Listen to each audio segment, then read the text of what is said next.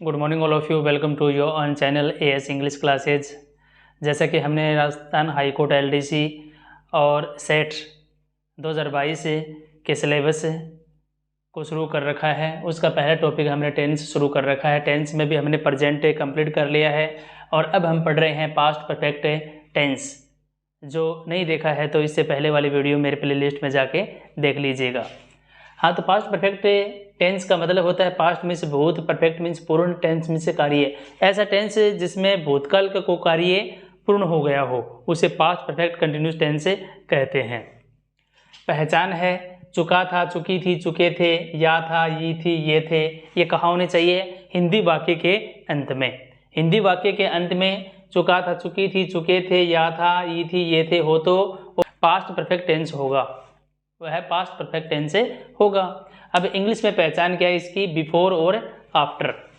Before और after होती है। बिफोर का मतलब होता है पहले और आफ्टर का मतलब होता है बाद में। ये अंतर है। बिफोर का मतलब पहले और आफ्टर का मतलब बाद में होता है।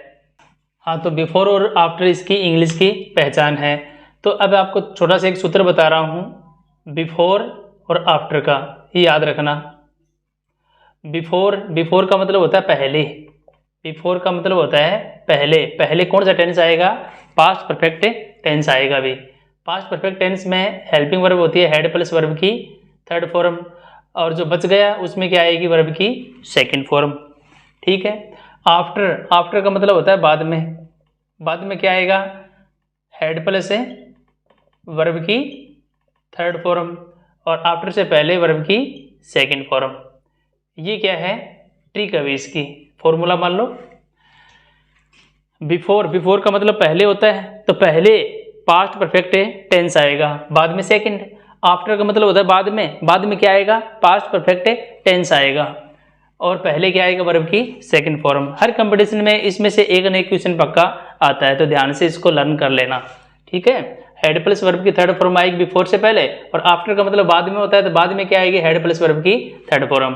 तो इससे क्लियर हो गया होगा कि पास्ट परफेक्ट टेंस की हेल्पिंग वर्ब है हेड, और हमेशा याद रखना कि एज थ्री ब्रदर यानी हैज, हैव, हैड, इनके साथ ये खुद तीन है और इनके साथ हमेशा वर्ब की थर्ड फॉर्म ही आती है। ये खुद भी तीन है। एज थ्री ब्रदर नाम लेता हूं मैं इनका। As three brother, has, have, had, ये खुद भी तीन है और इनके साथ तीसरी ही फॉर्म आती है, हमेशा याद रखना। ठीक है। तो इसका फॉर्मूला है subject plus head plus verb की थर्ड फॉर्म। हेड के साथ में हमेशा थर्ड फॉर्म आती है, और ऑब्जेक्ट। अब हम देखते हैं सेंटेंस जिनकी हमें हिंदी से अंग्रेजी बनानी है। वह 7 बजे से पूर्व जा चुका था। चुका था पहचान है, लगा दो ना। जाना, ये वर्ब हमने ढूंढ ली है। वह 7 बजे से पूर्व जा चुका था। ही क्या है? सब्जेक्ट है। इसमें हेल्पिंग वर्ब एक ही है, इसलिए प्लूरल और सिंगुलर का कोई मतलब ही नहीं है। ही हैड, और अब हमने वर्ब को सर्च किया ही था, क्या है? जाना, गो। अब यहाँ पे वर्ब की थर्ड फॉर्म आएगी, हेड के साथ है थर्ड फॉर्म आएगी, गो वेंटे, गोन। वह जा चुका था 7 बजे से पूर्व। 7 बजे से पूर्व है, पूर्व मतलब बिफोर। पूर्व में से बिफोर हो गया, पहले या पूर्व। Before 7 he had gone before 7, वह 7 बजे से पूर्व जा चुका था। ये इसकी इंग्लिश थी। नेक्स्ट सेंटेंस देखिएगा। वे खाना खा चुके थे। चुके थे पहचान है, पास्ट परफेक्ट टेंस की, लगा दो ना। पहचान की जगह ना, खाना, इट मीन्स खाना होता है। दे सब्जेक्ट है, दे हेल्पिंग वर्ब इस टेंस में क्या है? हैड, और हैड के साथ में वर्ब की थर्ड फॉर्म आती है। और खाना को अंग्रेजी में बोलते हैं इट, और इट की थर्ड फॉर्म होती है इट, एट, इटन। ये लो, इटन थर्ड फॉर्म हो गई है। अब क्या खा रहे हैं? फूड। ये लो, फूड हो गया। They had eaten food. Manisha ने 2 वर्ष पहले ही यह परीक्षा पास कर ली थी। ये सेंटेंस है। पास कर ली थी, या था, ये थी, ये थी, ये हो तो भी पास्ट परफेक्ट टेंस ही होता है। मनीषा ये सब्जेक्ट है इसका, मनीषा ने 2 वर्ष पहले ही यह परीक्षा पास कर ली थी। हेल्पिंग वर्ब आएगी हैड, ली थी हटा दो, लगा दो ना, ली थी हटाने के बाद लगाया ना, तो पास करना हो गया। अभी पास करना, पास मीन्स पास होता है, पास है, और थर्ड फॉर्म कर दो, पास्ट हो गया। ठीक है, हेड प्लस वर्ब की थर्ड फॉर्म कर दी हमने। 2 वर्ष पहले ही यह परीक्षा है, इसको लिखेंगे द एग्जामिनेशन, द एग्जामिनेशन। 2 वर्ष पहले तो लिख दो 2 years अगो, 2 वर्ष पहले। मनीषा ने 2 वर्ष पहले ये परीक्षा पास कर ली थी। डॉक्टर के आने से पहले मरीज मर चुका था। सेंटेंस अगला, डॉक्टर के आने से पहले मरीज मर चुका था। चुका था पहचान है, लगा दो ना इसके स्थान पे मरना। डाई, ये वर्ब ढूंढ लिया हमने। इसमें 2 कार्य हो रहे हैं, 2 एक्शन है भाई। एक तो डॉक्टर के आने का कार्य हो रहा है, सेकंड है मरीज के मरने का कार्य। अब इसमें यह देखना है कि कार्य कौन सा पहले हो रहा है, डॉक्टर पहले आ रहा है कि मरीज पहले मर रहा है। डॉक्टर के आने से पहले मरीज मर चुका था, ये पहला कार्य है और ये दूसरा कार्य है। फर्स्ट कार्य मरीज के मरने का है, सेकंड कार्य डॉक्टर के आने का है। जो कार्य पहले हुआ है उसी को बिफोर से पहले लेते हैं, ये याद रखना। जो कार्य बाद में हो रहा है उसको हमें आफ्टर के बाद में लेना है, ये ट्रिक काम में लेनी है। तो पहले मरीज मर रहा है तो मरीज को लिखेंगे पहले द पेशेंट, हो गया द पेशेंट। पहले कार्य मरीज वाला हो रहा है ना, और बिफोर से पहले ये सेंटेंस लिख रहे हैं, तो बिफोर से पहले वाला जो सेंटेंस होगा उसमें हेड प्लस वर्ब की थर्ड फॉर्म आती है। हेड, डाई मीन्स मरना होता है अभी, और डाई की थर्ड फॉर्म होती है डाइड। अब बिफोर यूज करो यहाँ पे, बिफोर। ठीक है, the patient had died before, doctor के आने से पहले द डॉक्टर, आना को अंग्रेजी में बोलते हैं कम, और यहां सेकेंड फॉर्म आएगी भी केम, द डॉक्टर केम। तो ये हो गया the patient had died before the doctor came, doctor के आने से पहले मरीज मर चुका था। ये है, तो ये बिफोर और आफ्टर वाले है ना फॉर्मूले आपको अच्छे से याद करने हैं। यदि रमेश समय पर आता तो उसे नौकरी मिल जाती। यदि अगर, इससे पता लगता है कि यह कंडीशन वाला सेंटेंस है, शर्त वाला वाक्य है, कंडीशनल सेंटेंस है ये। और कंडीशन मैंने पहले भी चर्चा की थी, एक बार फिर से रिवाइज करवा रहा हूं कि कंडीशनल सेंटेंस 3 टाइप के होते हैं। ठीक है, और ये कौन सी कंडीशन है, थर्ड टाइप की कंडीशन है। तीसरी ये है जो पास्ट वाली होती है, उसको तीसरी कंडीशन बोलते हैं। सेकंड इमेजिनरी कंडीशन होती है, फर्स्ट है ना प्रेजेंट सिंपल वाली होती है। ठीक है, तो इसका फॉर्मूला हम देख चुके हैं, थोड़ा शॉर्ट में यहाँ लिख रहा हूँ मैं। इफ वाला जो सेंटेंस है इसमें आएगा ये past perfect tense, had plus verb की थर्ड फॉर्म, और बिना इफ वाले वाक्य में आएगा would, should, have plus verb की थर्ड फॉर्म, यानी दोनों तरफ ही वर्ब की थर्ड फॉर्म आती है। ये तीसरी कंडीशन है अभी। ठीक है, ये तीसरी कंडीशन है। इसी कंडीशन से क्या बनेगा, ये बनेगा सेंटेंस, यदि रमेश समय पर आता तो उसे नौकरी मिल जाती। इफ रमेश, ये सब्जेक्ट है, if Ramesh had plus verb की थर्ड फॉर्म यूज करेंगे। हैड हमने हेल्पिंग वर्ब यूज की।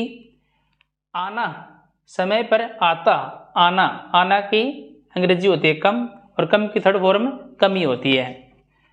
समय पर फिक्स टाइम तो दे नहीं रखा, तो इन टाइम कर देंगे, in time.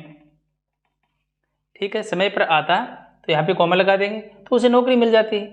He would have Gotan A job, तो उसे नौकरी मिल जाती।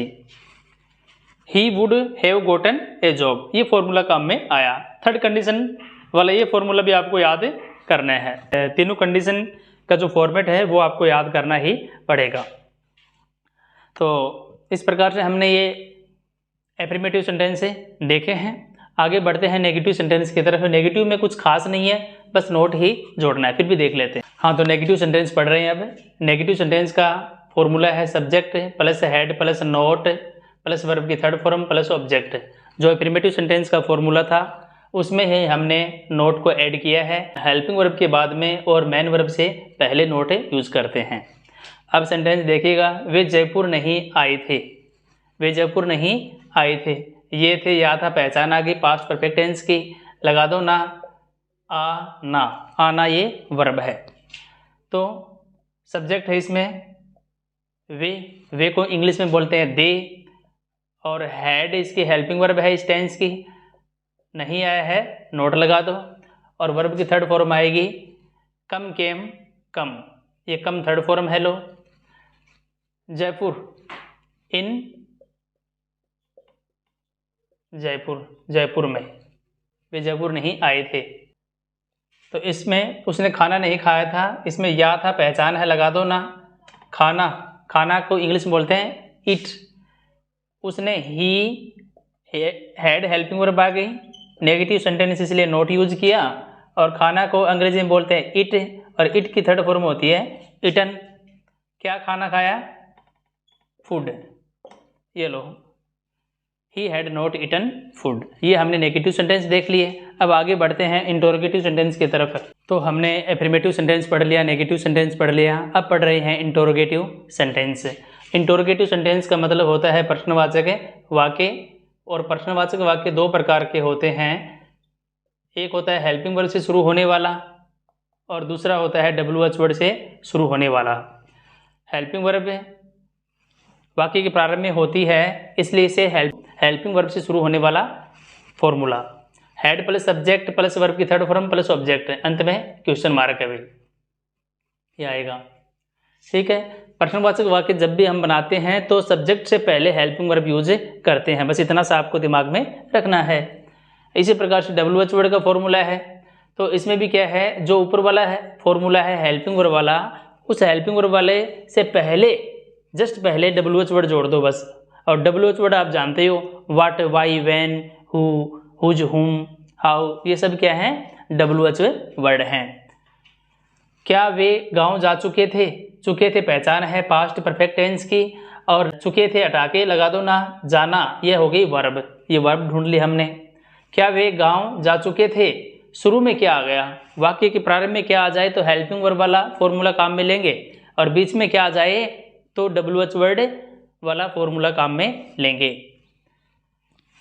तो क्या वे गांव जा चुके थे, दे ये सब्जेक्ट है, हेल्पिंग वर्ब आएगी इसमें हैड, फिर आएगा सब्जेक्ट दे, और जाना गॉन, कहाँ गए, विलेज, गॉन टू विलेज, अंत में क्वेश्चन मार्क। ये लो, had they gone to village. Next sentence है बच्चे कल स्कूल क्यों आए थे। ये सेंटेंस है तो सबसे पहले आए थे, ये थे पास्ट परफेक्ट टेंस की पहचान है, लगा दो ना आना, कम, ये क्या है हमने वर्ब ढूंढ ली है। क्यों, क्यों आया हुआ है, ये क्या है WH वर्ड है। तो सबसे पहले इसी की अंग्रेजी लिखते हैं क्योंकि वाई, फिर आएगी हेल्पिंग वर्ब, इसमें क्या है हैड, बच्चे द चिल्ड्रन, द चिल्ड्रन, क्यों आए थे आना, थर्ड फॉर्म है कम केम कम, कमी होती है इसकी, कम इन स्कूल यस्टरडे। ये लो यस्टरडे। तो आगे हम पढ़ रहे हैं इंटरोगेटिव एंड नेगेटिव सेंटेंस। ऐसे वाक्य जो प्रश्नवाचक हैं साथ में नहीं भी हो, उसमें है नोट हो और अंत में क्वेश्चन मार्क हो, उसको बोलते हैं इंटरोगेटिव एंड नेगेटिव सेंटेंस। जैसे देखिएगा, क्या उन्होंने कहानी नहीं लिखी थी, नहीं भी आ गया, अंत में क्वेश्चन मार्क भी आ गया, तो नहीं से नेगेटिव, क्वेश्चन मार्क से interrogative, negative and interrogative sentence है ये। लिखी थी, ई थी आ गया, तो पहचान मिल गई हमें पास्ट परफेक्ट टेंस की, तो हमें यूज करना है हैड हेल्पिंग वर्ब। शुरू में क्या आ जाए तो हमें हेल्पिंग वर्ब यूज करनी चाहिए, क्या के लिए हैड यूज़ किया। फिर सब्जेक्ट क्या है, उन्होंने, उन्होंने को क्या बोलते हैं अंग्रेजी में, दे मीन्स वे भी होता है, उन्होंने भी होता है, दे, ठीक है। फिर क्या आएगा, नॉट, ये सब यहाँ पे नोट नहीं लगाना है, सब्जेक्ट के बाद में नोट लगाएंगे। हैड दे नॉट, अब वर्ब की थर्ड फॉर्म यूज करना है, लिख है ना, लिखना, राइट होता है भाई, ठीक है, राइट मीन्स लिखना होता है, राइट रोट है, रिटन, रिटन, कहानी, ए स्टोरी, ए स्टोरी, ये लो। वे यहां क्यों आए थे, ये सीधा ही वाक्य है, नेगेटिव नहीं है इसमें, आए थे, आना हो गया, और ये थे से पता लग गया पास्ट परफेक्ट टेंस है। क्यों, क्यों को अंग्रेजी में बोलते हैं वाई, ठीक है, वाई हेल्पिंग वर्ब है, एक ही इस टेंस में हैड यूज कर ली हमने। अब यूज करेंगे सब्जेक्ट है दे के बाद वर्ब की थर्ड फॉर्म यूज करेंगे, आना, कम केम कम, यहाँ हियर, ये लो। यदि नेगेटिव सेंटेंस होता तो नोट हम यहाँ यूज करते, नोट हम यहाँ यूज करते। तो इस प्रकार से हमने पास्ट परफेक्ट टेंस की सभी टाइप के सेंटेंस की हिंदी से इंग्लिश बनानी सीखी। आज मैं आपको एक सेंटेंस दे रहा हूँ, यदि वह मेरे पास आता तो मैं उसकी अवश्य सहायता करता। कंडीशन वाला सेंटेंस है और ये कंडीशन मैंने आपको करवाई भी है, एक एग्जाम्पल करवाया भी है, तो ये आपको होमवर्क दिया है, आप कमेंट के माध्यम से मुझे ये करके दिखाना। थैंक यू, मिलते हैं नेक्स्ट वीडियो में, तब तक के लिए इजाज़त दीजिएगा।